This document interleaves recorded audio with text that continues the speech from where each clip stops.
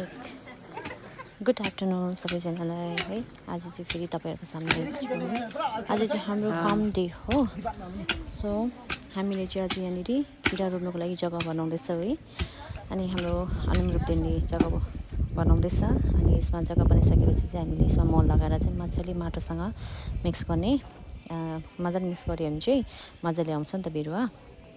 अनि मिक्स गरिसकेपछि चाहिँ हामीले किरा रोप्दैछौँ है। जुन चाहिँ यो प्लान्ट चाहिँ अस्ति नै हामीले पटमा लगाइसकेको थियौँ। अहिले चाहिँ ठुल्ठुलो भएको छ। यसलाई ट्रान्सप्लान्ट गर्ने टाइम ठिक्कै भएको थियो र चाहिँ हामीले आज यसलाई सार्दैछ है। भोलि के हो? कल लागेगा कल फिट है।